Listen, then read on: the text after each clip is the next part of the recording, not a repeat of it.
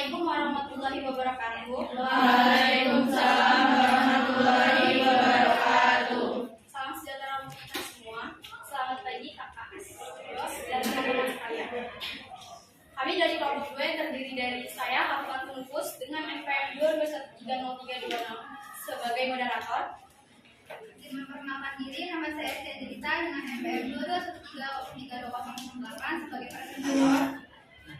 Saya Rita Cecilia Francisca dengan NPM 22130320111 sebagai presentator. Saya Doreni Triana dengan NPM 22130320109. Saya Metosari dengan NPM 2213 Saya Muhammad Fitri NPM 2213. Hari ini kami akan mempresentasikan makalah kami yang berjudul Bangsa dan Negara. Untuk materi pertama, bisa dijelaskan oleh materi pertama. Baik, saya akan menjelaskan materi tentang pengertian bangsa. Bangsa adalah sekelompok orang yang memiliki adat istiadat, asal-usul, bahasa, dan sejarah yang sama serta berkepemimpinan sendiri. Bangsa sendiri ialah sebuah kelompok yang terdiri dari memiliki asal-usul, adat istiadat, bahasa, dan sejarah yang sama. Dan berkepemimpinan sendiri. Bangsa adalah sekelompok orang yang biasanya disatukan oleh kesatuan bahasa dan wilayah tertentu di bumi. Terima kasih Meta atas penjelasannya. Untuk materi selanjutnya materi kedua. Di sini saya sebagai presentator kedua akan mendefinisikan pengertian negara. Menurut Kamus Besar Bahasa Indonesia, pengertian negara dibagi menjadi dua. Yang pertama, negara adalah suatu organisasi yang memiliki tingkat kekuasaan tertinggi dan ditaati oleh masyarakat. Yang kedua, negara adalah suatu kelompok sosial di bawah organisasi, lembaga, partai politik, dan juga pemerintahan yang berdaulat. Selain itu, pengertian negara juga didefinisikan oleh beberapa ahli, seperti Roger yang menyatakan bahwa pengertian negara adalah alat untuk mengatur persoalan-persoalan bersama masyarakat.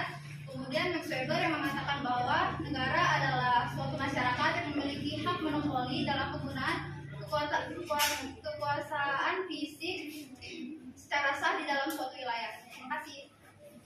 Terima kasih penjelasannya, Esti. Untuk materi selanjutnya akan dibacakan oleh kita sendiri. Selanjutnya adalah unsur-unsur terbentuknya negara. Jadi unsur-unsur terbentuknya negara itu terbagi menjadi 4. Yang pertama, wilayah. Yang kedua, rakyat. Yang ketiga, pemerintah yang berdaulat. Dan yang keempat adalah pengakuan dari negara lain. Untuk wilayah itu terbagi menjadi 2. Yang pertama, wilayah daratan dan lautan. Rakyat adalah kumpulan manusia yang hidup bersama dalam suatu masyarakat penghuni suatu negara. Meskipun mereka ini mungkin berasal dari keturunan dan memiliki kepercayaan yang berbeda. Yang ketiga adalah pemerintahan yang berdaulat. Dalam arti luas, pemerintah adalah gabungan dari semua badan kenegaraan, yaitu eksekutif, legislatif, dan yudikatif yang berkuasa pemerintah di wilayah suatu negara. Dan yang keempat adalah pengakuan dari negara lain. Pengakuan oleh negara lain didasarkan pada hukum internasional. Pengakuan itu bersifat deklaratif atau evidenter, bukan konstitusi. Baik. Terima kasih penjelasannya. Kita untuk materi selanjutnya akan dibacakan oleh Fitri. Baik, selanjutnya yaitu bentuk negara Indonesia. Negara Indonesia merupakan bentuk negara kesatuan. Negara kesatuan yaitu bentuk negara yang sederhana tetapi menghasilkan negara yang berdaulat baik dalam atau luar. Terdapat beberapa ciri-ciri negara kesatuan yaitu terdapat pemerintah pusat yang memiliki kedaulatan baik ke dalam atau keluar. Yang kedua yaitu terdapat suatu undang-undang dasar yang berlaku di seluruh wilayah negara. Dan yang ketiga yaitu terdapat satu kepala daerah kepemerintahan. Dan yang terakhir yaitu terdapat suatu badan rakyat pemerintah. Negara kesatuan adalah sudah dianut oleh Indonesia sejak proklamasi kemerdekaan Indonesia tanggal 17 Agustus 1945. Negara kesatuan adalah bentuk negara yang sifatnya tunggal dan tidak tersusun atau terbagi dari beberapa negara yang memiliki kedaulatan atau terbagi dari beberapa negara yang memiliki kedaulatan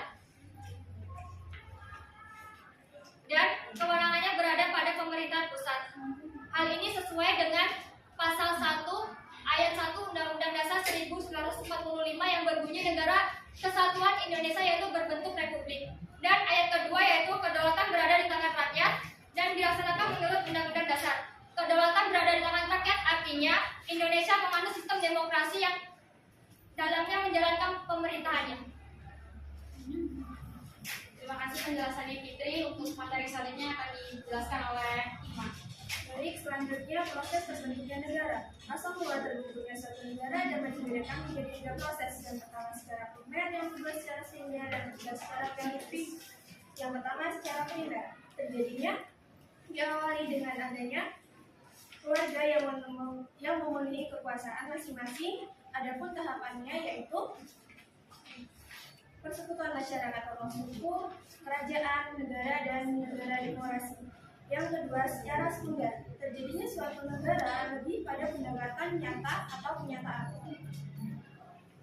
Terdapat macam-macam asal mula terjadinya negara sekunder yaitu proklamasi, separatis, invasion, sesi, fusi, aktivase, dan penduduk atas wilayah yang belum ada pemerintah sebelumnya. Yang ketiga, secara teoritis. Terdapat beberapa teori tentang terbentuknya negara, yaitu teori tentang sosial, teori kekuatan, teori ketuhanan, teori historis, kedaulatan hukum. Terima kasih penjelasannya Ima. Untuk materi terakhir akan dijelaskan oleh Baik, materi terakhir yaitu proses terbentuknya negara Indonesia. Proses terbentuknya bangsa dan negara Indonesia melalui suatu proses yang begitu panjang. Sejak masa sebelum bangsa asing menjajah Indonesia, seperti masa kejayaan Kerajaan Kutai, Sriwijaya, Majapahit, dan kerajaan-kerajaan lainnya. Kemudian datanglah bangsa asing ke Indonesia, maka bangsa Indonesia saat itu bertekad untuk membentuk suatu persekutuan yang disebut bangsa. Sebagai unsur pokok negara melalui Sumpah Pemuda pada tanggal 28 Oktober 1928. Prinsip-prinsip negara Indonesia dapat dikaji melalui makna yang terkandung dalam pembukaan Undang-Undang Dasar 1945. Kita dapat mempelajari serta menelaah dokumen kenegaraan Indonesia. Di antaranya adalah pembukaan Undang-Undang Dasar 1945, terutama pada alinea 1 sampai 3, yang dapat dijelaskan sebagai berikut. Alinea 1 menjelaskan tentang tata belakang terbentuknya negara dan bangsa Indonesia. Alinea 3 menjelaskan tentang kedudukan kodrat manusia Indonesia sebagai bangsa yang religius. Baik, sekian penjelasan dari kami. Jika ada yang ditanyakan, kami persilakan. Dari materi yang sudah dijelaskan tadi mengenai bangsa dan negara, saya ingin bertanya, apa sih bedanya antara bangsa dan negara? Sekian, terima kasih. Baik, sebelumnya izin memperkenalkan diri, saya Aisyah Suciningrup, NPM 2213132024. Seperti yang sudah dijelaskan oleh rekan Nur tadi, bahwasannya kedaulatan berada di tangan rakyat, itu kan tinggi. Terus sangkutannya dengan yang sudah dijelaskan tadi itu, mengapa bisa hakikat negara itu bersifat memaksa dalam materi ini? Terima kasih. Baik, sebelumnya izin memperkenalkan diri, saya Feni Sundari dengan NPM 213132032. Izin bertanya, menjelaskan maksud dari konsep dasar wilayah kelautan. Terima kasih. Isi waktu untuk menjawab ini. Terima kasih untuk teman-teman semua pertanyaannya. Disilakan kami untuk menjawab. Silakan untuk menjawab pertanyaan dari Rodia. Pertanyaannya, apa bedanya bangsa dan negara? Jawabannya, perbedaan negara merupakan suatu organisasi besar yang teratur, sementara bangsa hanya sekumpulan masyarakat. Negara memiliki legitimasi dalam mengatur dan memaksa masyarakat, sementara bangsa tidak.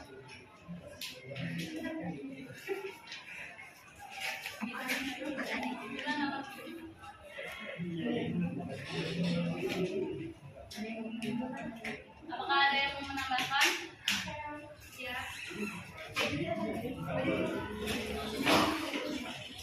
Jadi bisa menambahkan jawaban dari mereka tadi mereka bilang bangsa adalah sekumpulan masyarakat kan.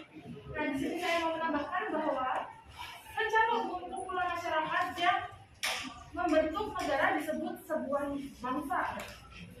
Dan dapat disimpulkan bahwa pada dasarnya bangsa adalah rakyat yang telah mempunyai kesatuan tekad untuk membangun masa depan bersama. Terima kasih. Kita makan lagi. Dan tidak ada, kita akan selanjutnya untuk menjawab pertanyaan yang kedua. Akan dijawab oleh Nuraini.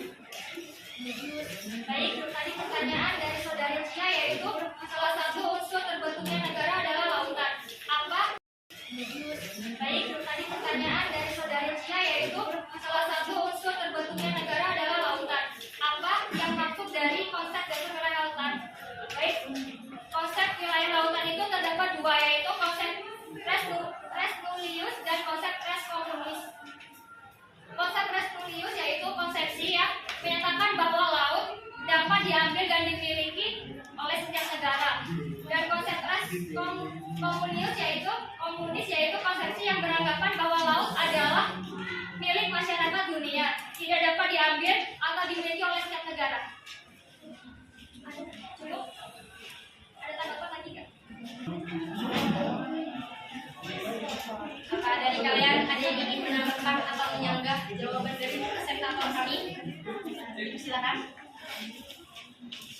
Yang ingin ditambahkan atau disanggah, untuk selanjutnya kami akan menjawab pertanyaan terakhir dari saudara Aisyah yang menjawab oleh Baik, di sini saya akan menjawab pertanyaan dari saudari Aisyah yang mengapa hakikat negara bersifat memaksa. Ini karena setiap negara memiliki kekuatan fisik secara legal yang berarti semua peraturan perundang-undangan yang berlaku harus ditaati sehingga kemakmuran dan ketertiban negara tercapai. Apakah saudari Aisyah sudah jelas? Memberikan contoh undang-undang yang memaksa itu dalam hakikat negara itu yang seperti apa? Atau contoh bisa dibacakan? Baik, saya akan menjawab pertanyaan dari saudari Aisyah. Pertanyaannya, contoh undang-undang yang bersifat memaksa ya. Contohnya yaitu terdapat pasal 22 UUD 1945 yang terdiri atas 3 ayat. Ayat pertama yaitu dalam hal kegentingan yang memaksa, Presiden berhak menetapkan peraturan pemerintah sebagai pengganti undang-undang. Ayat kedua yaitu peraturan pemerintah harus mendapat persetujuan DPR, dan ayat ketiga yaitu jika tidak mendapat persetujuan DPR maka peraturan pemerintah itu harus dicabut. Jadi menurut kalian apakah dari pasal 22 yang disampaikan tadi sudah terlaksana di negara kita? Yes. Pusing nih Pak. Yang sudah itu seperti apa dan yang belum itu yang seperti apa? Yes.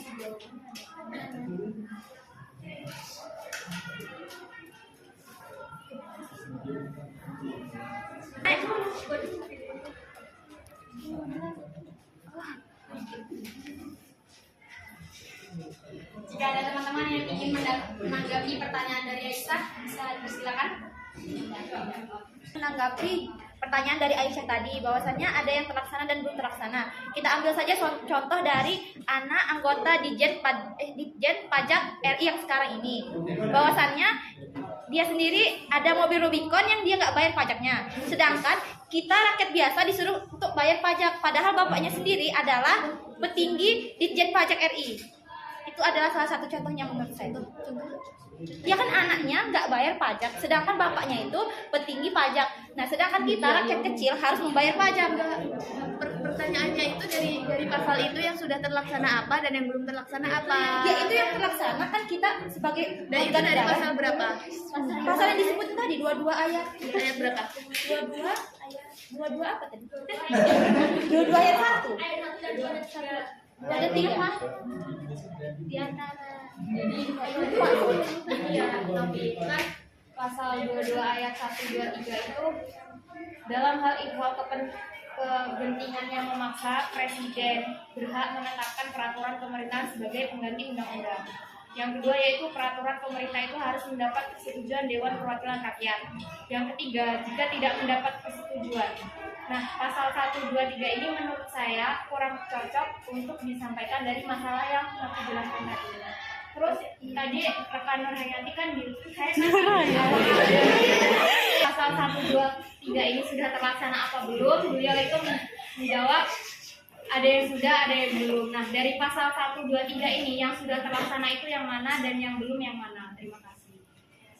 Izin menambahkan lagi, dari yang sudah saya jelaskan tadi, ternyata itu masuk ke dalam pasal 23A yang berbunyi pajak dan pungutan lain bersifat memaksa dan keperluan negara diatur oleh undang-undang.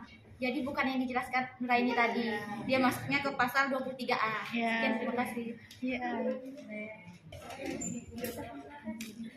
Jadi saya izin menambahkan pertanyaan dari Aisyah. Jadi yang belum terlaksana itu pasal 22 ayat 1 dan yang sudah terlaksana itu pasal 22 ayat 2 dan 3. Contohnya adalah Omnibus Law. Terima kasih. Menambahkan dari Dan keperluan negara diatur oleh undang-undang. Jadi bukan yang dijelaskan Nuraini tadi. Dia masuknya ke pasal 23A. Sekian, terima kasih. Jadi saya izin menambahkan pertanyaan dari Aisyah. Jadi yang belum terlaksana itu pasal 22 ayat 1 dan yang sudah terlaksana itu pasal 22 ayat 2 dan 3. Contohnya adalah Omnibus Law.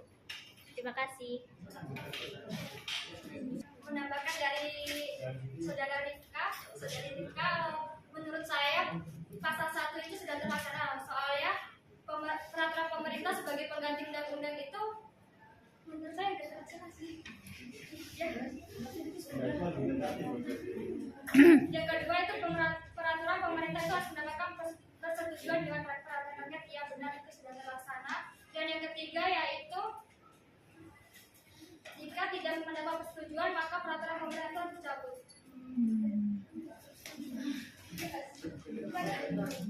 Belum sih.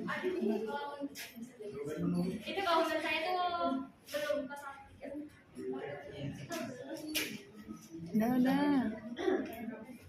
Bagaimana saudari Aisyah? Jadi bisa disimpulkan tadi kalau dari sudut pandang yang berbeda bahwasanya jawabannya juga berbeda.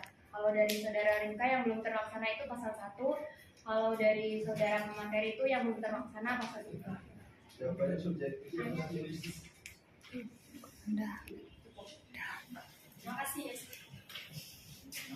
Sekian pembahasan dari kami. Dapat disimpulkan bahwa